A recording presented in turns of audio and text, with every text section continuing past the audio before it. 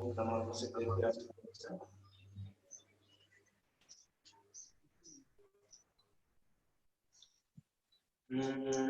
नमो ज्ञानम जिसने राग देश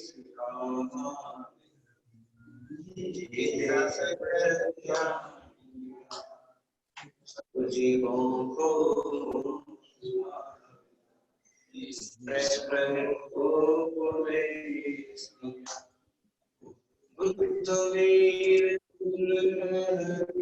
ब्रह्मा या उसको विभाव से प्रेरित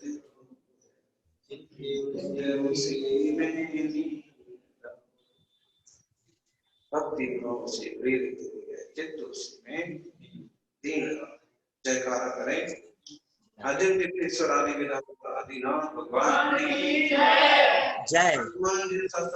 महावीर भगवान की जय। आचार्य श्री आदि महाराज की जय। आचार्य श्री महावीर महाराज की श्री सम्राट श्रीमती प्रगति महाराज की।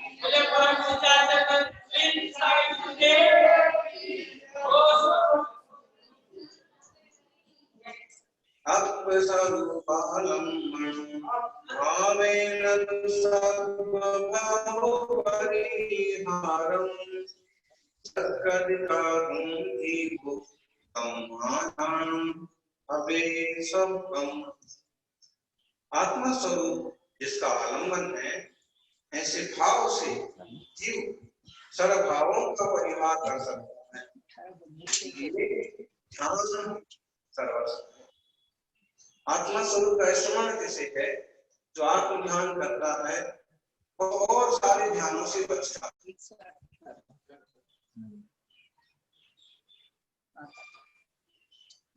जो आत्मा को परमात्मा के समय में लगा हुआ है और बहिरात्मा के स्मरण से बच जाता है।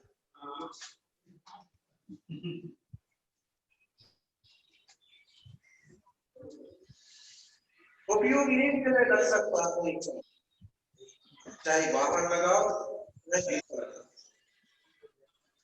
एक समय में एक उपयोग दो तरफ नहीं लग सकता। यहाँ तक कि संसारी जीवों की तो एक दशा ही भी है कि एक ही समय में ज्ञान और दर्शन दोनों उपयोग एक साथ नहीं हो सकते। अब इसे समझने वालों के लिए अपन सरल शब्दों में कहें, इतना समझो एक समय आपका एक ही तरह का विचार हो सकता है, दो तरह का नहीं होता।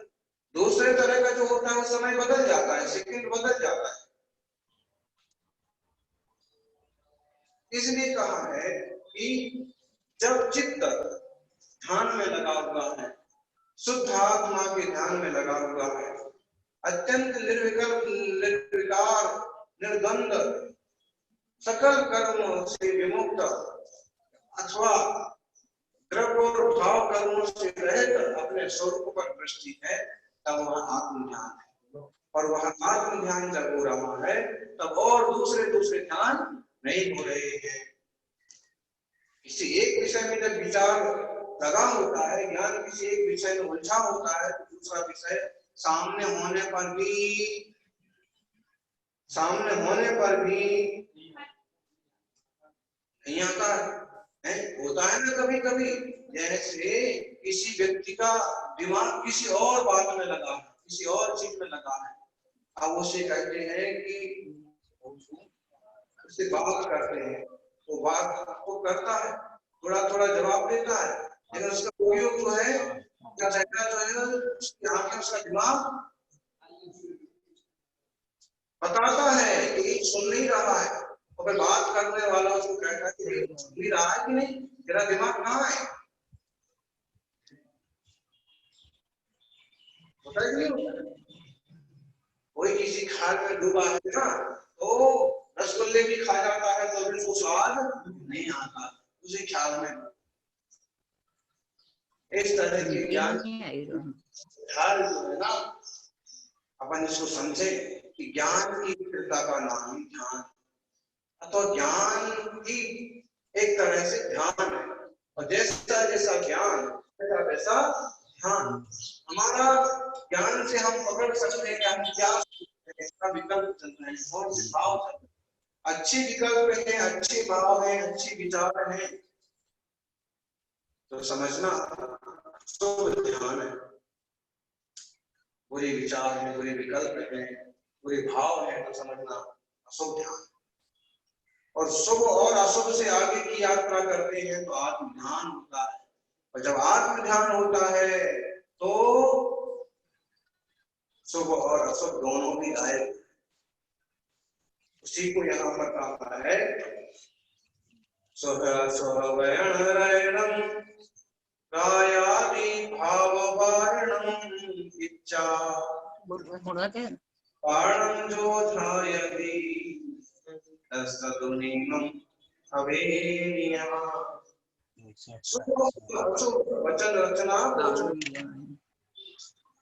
रागादि भाव का निवारण करके जो अपने आत्मा को उठाता है उसको ही नियम से नियम होता है। थोड़ा नए लोगों को कठिन लगेगा, लेकिन बहुत समझने जैसी बात।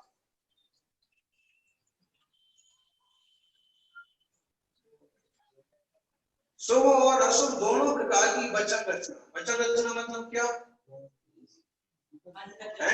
अपन जैसे कोई रचना करते हैं ना कागज पर, कभी लोग कविता की रचना करते हैं, लेखक लेख लिखते हैं, कहानियां लिखते हैं, तो वो बाद में लिखते हैं। चित्रकार चित्र बनाते हैं, शिल्पी शिल्पन करते हैं, लेकिन वो बाद में होता है बाहर, पहले होता है भीतर।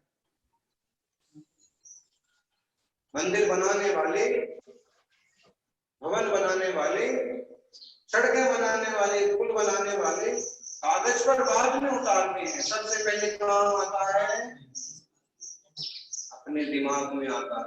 अपन दिमाग बोलते हैं, सबसे पहले कहाँ आता है? दिमाग में आता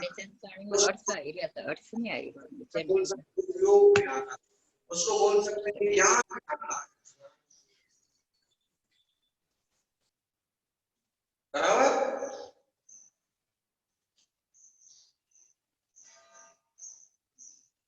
तो सबसे पहले जो शुभ और अशुभ वचन की रचना को छोड़ता है, कविता लिखना नहीं, भीतर सबसे पहले अपने आप पर विराम लगाता है कि शुभ वचन भी नहीं और अशुभ वचन भी नहीं। आप कहोगे बोला तो है नहीं, ये वचन रचना कैसे हो गई? यही अंतरंग वचन रचना बोलने में आती है। पहले हृदय में, मन में, चित्त में एक तरह के शब्दों की रचना होती है। ऐसे बोलूं, ऐसे बोलूं, ऐसे बोलूंगा, ऐसे गाऊं, मेरे शब्द ये रहेंगे, मैं ऐसे प्रस्तुत करूंगा, मैं ऐसे शुरुआत करूंगा, और इस तरह से चलता है। किसी को सुनाई नहीं पड़ रहा, जो कि मना पर ज्ञानी मुनिराज होंगे तो पकड़ लेंगे, लेकिन किसी को सुनाई नहीं पड़ रहा, फिर भी तुम बोल रहे, तुम्हें तो सुनाई पड़ रहा, तुम्हें कान से नहीं सुनाई पड़ रहा है। ज्ञान का ही विषय है, ज्ञान में ही रचना चल रही है। वो तुम वयन वयन वचनों की रचना को छोड़ करके राग आदि भाव वारणम इच्छा, राग आदि भाव का निवारण करके अपाणम जो धायती, अपने आत्मा को जो जाना। बहुत सूक्ष्म बात है। लोग तो शुभ वचन ही रचना नहीं कर पाते, अशुभ ही चलता है अक्सर कर लोगों को।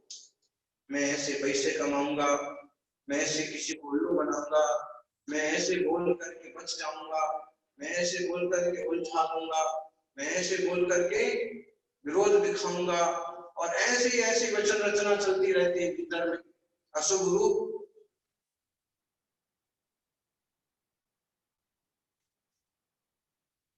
जितने सारे बेईमानी करने वाले लोग हैं, रिश्वतखोरी वाले लोग हैं, सामान्य जनता का माल खा जाने वाले लोग हैं, सरकारी मामलों में घोटाला करने वाले लोग हैं, अक्सर कर अशुभ वचना, अशुभ रचना, अशुभ परिणाम ही चलते रहते। कितने भी मुस्कुराए वो, कितने भी खुश दिखे, लेकिन जो एक तरह की दुष्टता है, खोटा अभिप्राय है, उससे जो भी चिंतन चलता है अक्सर कर ऐसे ही चलेगा, मैं कैसे उल्लू बनाऊंगा, मैं कैसे लूट लूंगा, मैं कैसे कमा लूंगा, और फिर कैसे इस सब चीज से बच जाऊंगा, कैसे भी किसी शिकंजे में ना आऊंगा, और मैं कभी फंस गया तो मैं कैसे सुलझ जाऊंगा। इसी में मुंह नहीं बोले भले, लेकिन अशुभ रचना चल रही। और शुभ रचना वचन की होती है कि कब दर्शन होंगे, कब मंदिर जाएंगे, कब गुरु के दर्शन होंगे, कब भक्ति रचाएंगे, कब स्वाध्याय करेंगे, कब तत्व चर्चा होगी, कब सत्संग होगा, कब संतों का सानिध्य होगा। इस तरह का चिंतन मनन वचन विचार ये क्या कहलाएगा? शुभ रचना चल रही होगी कई लोगों की। लॉकडाउन खुल गया और लॉकडाउन हो गया।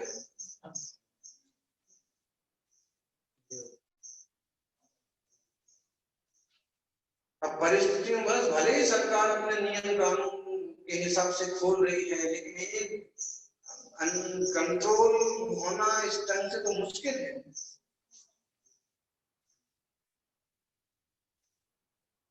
कल विधायक आए थे और पूछ रहे थे कितने दिन में कंट्रोल हो जाएगा, आप बताइए। क्या कहें कितने दिन में कंट्रोल हो जाएगा? हमने कहा था ऐसे ही चलता रहा ना जैसे चल रहा है तो महीनों लग जाएंगे। जो कंट्रोल के तरीके हैं वो तरीके तो ठीक से लागू हो ही नहीं रहे। सब लोग जहां तहां जा रहे हैं, बिना काम के घूम रहे हैं, बिना मास्क के घूम रहे हैं। कंडीशन बता दी गई है कि आप इस तरह से बच सकते हैं, आप इस तरह से रहिए, इस तरह का कीटाणु है, इस तरह का वायरस है और इस तरह से दूसरों को संक्रमित करता है, केवल छूने से भी दूसरों को प्रभावित कर सकता है, सर्दी खांसी से भी दूसरों को प्रभावित कर सकता है। फिर भी कितने लोग समझने को तैयार है?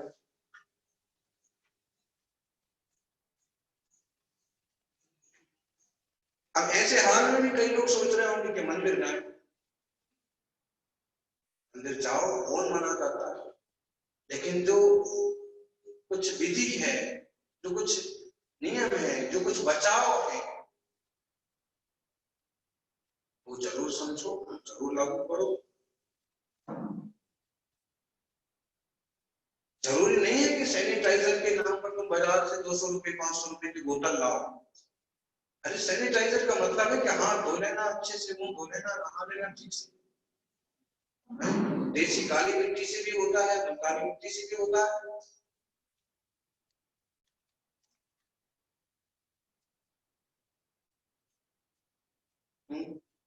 बाबा रामदेव बोलेंगे तो कहेंगे कि गोमूत्र से भी हो सकता है। हाँ, हाथ धो लिए।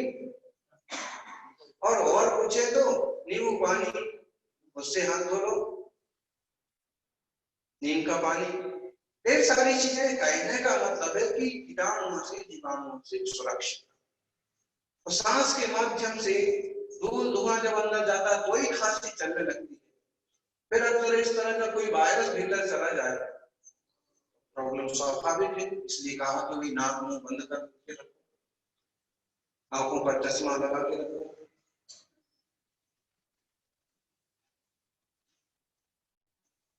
जो भी है, तो आपकी खूब भावना है कि मंदिर जाना,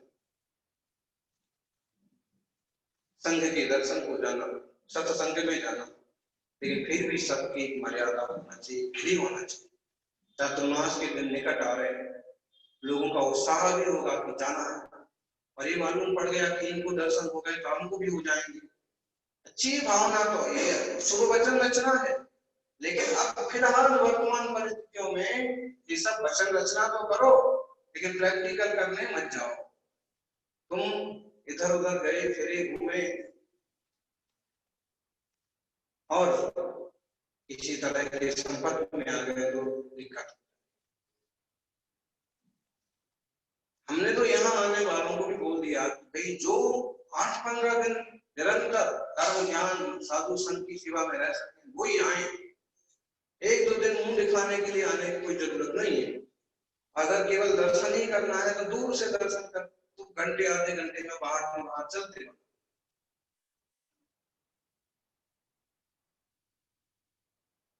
वर्तमान की परिस्थितियां थोड़ी सी उलझ गई हैं और अचानक ही घटना मतलब अचानक ही केस सामने आ जाते। तो जैसे संसार में एक जरा सा वायरस ऐसा उथल पुथल कर सकता है, ऐसे ही अशुभ विचार का, खोटे भाव का छोटा सा वायरस भी हमारे जीवन को उथल पुथल कर देता। ईर्ष्या पैदा हो गई ना किसी से, ये आगे बढ़ जाएगा तो अब इसकी टांग खींचते रहने का हमेशा हमेशा एक तरह का दुर्भाव पाली रहना, कोई बड़ा ना बन जाए, कोई आगे ना बढ़ जाए, किसी और की ना चलने लग जाए, कोई दूसरा ना नेतृत्व ले ले। इस तरह के वायरस है कि जीवन के रस को खत्म कर देते। और जब हम नेगेटिव सोचते हैं, नेगेटिव बोलते हैं, तो हमारी ऊर्जा खत्म होती, हमारी स्पिरिचुअल हेल्थ विघटित हो जाती है। आध्यात्मिक स्वास्थ्य के लिए जरूरी है कि सही सोचें, सही बोले, सही कोशिश करें। ये ऐसा कर देगा, वो वैसा कर देगा, उसने ऐसा किया, उसने ऐसा। जो कोई कहीं भी कर रहा होगा, कुछ भी कर रहा होगा, हम उस पर ना जाए। हम अपनी तरफ से सोचें कि नहीं, सब अच्छा ही सोच रहे हैं, सब अच्छा ही कर रहे हैं, सब अच्छे हैं। तो उससे जो निर्माण होता है, अपन बोलते ना है, इसको अपन बोले कि आभा मंडल बोल सकते हैं। और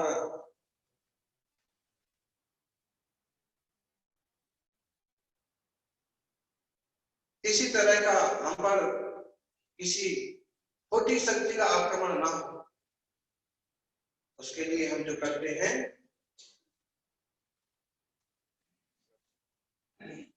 अपन इसको सुरक्षा कवच भी बोल सकते हैं।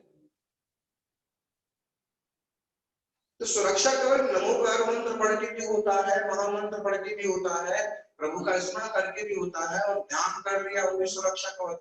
लेकिन पॉजिटिव थिंकिंग का सुरक्षा कवच बहुत महत्वपूर्ण होता है। ये पॉजिटिव थिंकिंग जो है ना, सीधी सच्ची सरल सोच और हेल्दी स्पिरिचुअल हेल्थ, मतलब आध्यात्मिक स्वास्थ्य। जब हम पूरी तरह से एकदम निर्मल पावर वाले होते हैं, तो बाहर की कमजोर शक्तियां या विपरीत शक्तियां वो हमें नुकसान नहीं पहुंचा सकती, बल्कि हम जितने अच्छे विचार वाले हैं, उससे हम दूसरों को जरूर लाभ देने की क्षमता वाले। परस्पर सहयोग की बात भी बहुत जरूरी है, और आत्म सुरक्षा की बात भी बहुत जरूरी है। जैसे अभी बाहर से हम अभी कह रहे थे ना, गेट के बाहर गए और परिणाम ऊंचे नीचे हो गए। कहने का मतलब ये था कि अच्छे माहौल में बैठे हैं तो उत्तम विचार चलते हैं, उत्तम चिंतन चलता है, ऐसी वितरागता भावना होती है, वितराग दृष्टि होती है। और ऐसे इस माहौल से बाहर गए कि वहां जैसे लोग दिखे, जैसी बात हुई, जैसा वातावरण हुआ, उस तरह का मन होने लगता है, प्रवृत्ति होने लगती है, विचार होने लगती है, भाग दौड़ होने लगती है, क्रियाकलाप होने लगती है।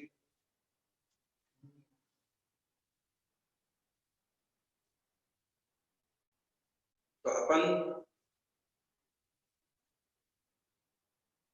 इस दरवाजे के बाहर ना जाए, निरंतर तत्व चर्चा, निरंतर ध्यान मनन में रहे। कुछ लोगों ने ऐसे प्रैक्टिकल किए, विपश्यना वाले, प्रेक्षा ध्यान वाले, और कुछ धर्म ध्यान करने वाले। यही सिस्टम है कि हम 5 दिन बाहर ही नहीं जाएंगे, बात ही नहीं करेंगे, मौन रखेंगे, एक से अंतरंग शक्ति बढ़। और अगर इतना संभव नहीं है, तो जो कुछ समय मिलता है उस समय के साथ में सदुपयोग करके अत्यंत आत्म अंतरंग निर्मल वक्त मोक्ष मार्ग में आत्म ध्यान की तरफ, आत्म शुद्धि की तरफ कदम बढ़ाना चाहिए। और शुभ अशुभ वचन की रचना का त्याग। भीतर जो हमने वचन बोले वो किसी को सुनाई पड़े? नहीं सुनाई पड़े। पक्का हमको सुनाई पड़े, हमको सुनाई पड़े, लेकिन कान से सुनाई नहीं पड़े, हमारी ज्ञान का विषय बन गए। ठीक है।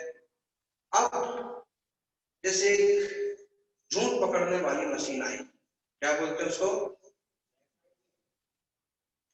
लाइट डिटेक्टर, झूठ पकड़ने वाली मशीन है। आप झूठ बोले हैं, आप झूठ बोलने वाले हैं, आप झूठ बोले थे, झूठ बोलेंगे, झूठ बोल रहे हैं, और उस मशीन के होने से, उसको लगाने से पर आ जाता है ईसीजी की तरह इसका ग्राफ बन जाता है कि आप झूठ बोल रहे हैं कि सही बोल रहे हैं, झूठ पकड़ा जाता है। अब इसी को अगर हम अपनी शुभ अशुभ वचन रचना के ऊपर जोड़ करके देखें कि अगर ये मशीन और थोड़ी सी पारदर्शी बन जाए और थोड़ी पावरफुल बन जाए, तो व्यक्ति शुभ सोच रहा है कि अशुभ सोच रहा है, मशीन पकड़ लेगी। अब जब मशीन पकड़ रही है तो निश्चित सामने वाला सही सही, सीधा सीधा, पूरा पूरा भले ना पकड़ पाए, लेकिन कुछ ना कुछ तो पकड़ आ ही जाए। आप बोले नहीं है, फिर भी आपकी मुख मुद्रा से, आपकी कंपन से, आपके ओरा से सामने वाले कुछ तो बात है, कुछ तो इसके मन में चल रहा है। बोलते भी ना भाई, आप तुम्हारे मन में कुछ तो चल रहा, मैं 2 दिन से देख रहा नहीं नहीं कुछ नहीं चल रहा, कुछ नहीं चलते हुए भी उसकी स्टाइल, उसका चेहरा एक अलग तरह का हो। अंतरंग में जब, मन में जब, आत्मा में जब विचार चलते हैं तो वे शुभ या अशुभ रूप होते हैं। अशुभ रूप विचार मारने वाले, डुबाने वाले, नुकसान पहुंचाने वाले होते हैं, नेगेटिव थिंकिंग है। और शुभ रूप विचार हारने वाले, मंगलकारी होते हैं, जोड़ने वाले। इसलिए शुभ विचार, शुभ विचार होगा ना, वो वचन रचना अंदर में जब शुभ हुई तो अपन जब बोलेंगे तो कैसे बोलेंगे, शुभ रूप ही बोलेंगे। आपका मंगल हो, आपका कल्याण, सबका उत्तम, सबका भला, ऐसे ही बोले।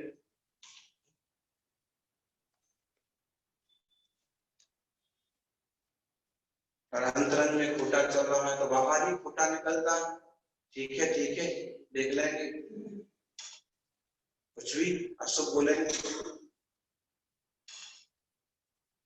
तो अपन इतना समझ लें कि शुभ को हम अच्छा मान लेते हैं, क्योंकि लोग व्यवहार से भी अच्छा लगता है, व्यवहार में भी अच्छा लगता है, जीवन में भी उससे काफी लाभ होता है, पॉजिटिव थिंकिंग होती है, और एक आरामदायक सहज जीवन होता है, क्योंकि एक तरह की निष्का सहायता वाली व्यक्ति होती है जो शुभ मन वचन वाला, शुभ वचन वाला होता है।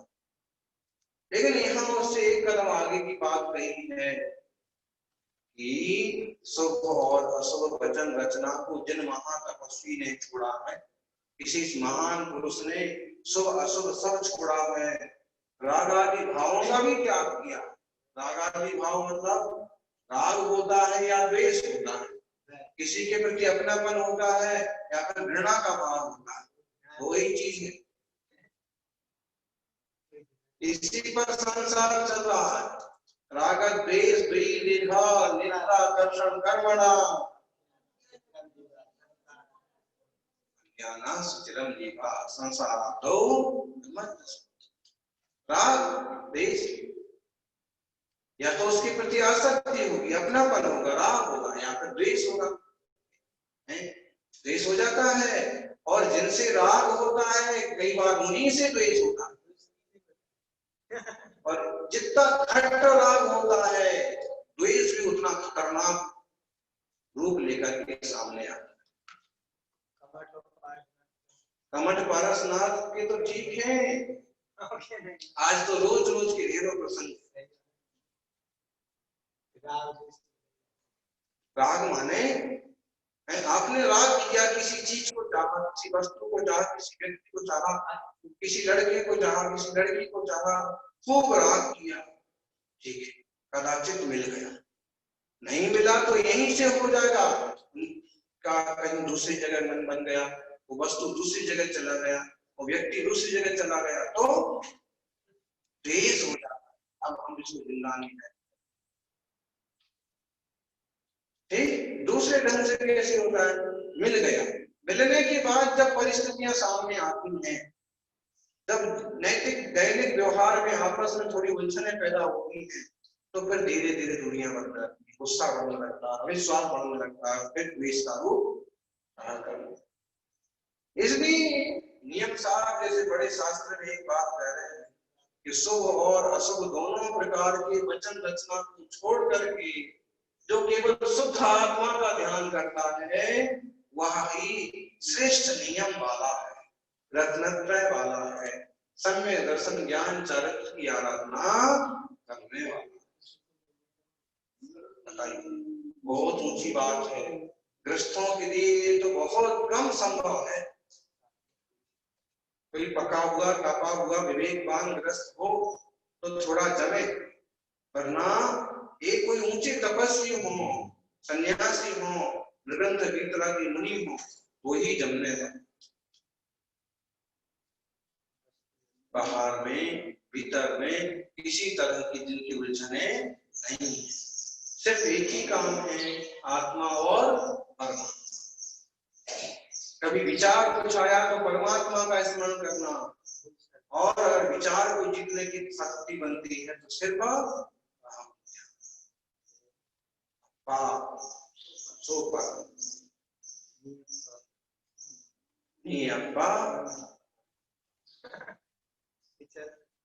अपनी आत्मा ही परमात्मा है, क्यों बाहर ऐसी जो परम विशुद्ध निर्मल चैतन्य घन आत्मा है ना, वही परमात्मा है। ब्रह्मास्मि, योग वासिष्ठ का एक वचन है, ब्रह्मास्मि, मैं ब्रह्म स्वरूप। आत्मा की ऐसी क्षमता है, ऐसी योग्यता है कि आत्मा ब्रह्म स्वरूप है।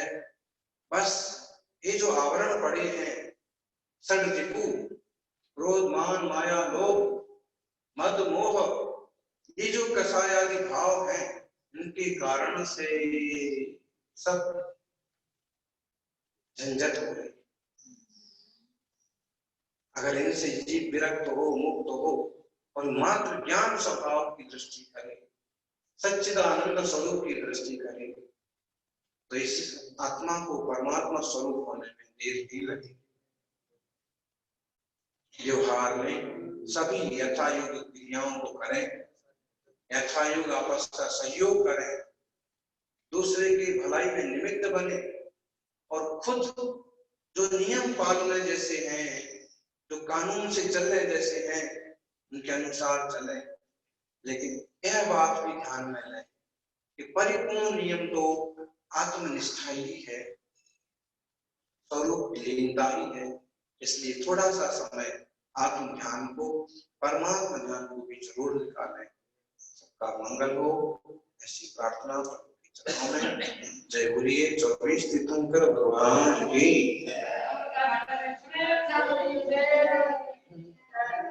अच्छा अपराह्निक स्वाध्याय निष्ठा मंदिरियां पूर्वजन पुण्य सकल कर्म भाव नास्तो समितुल श्री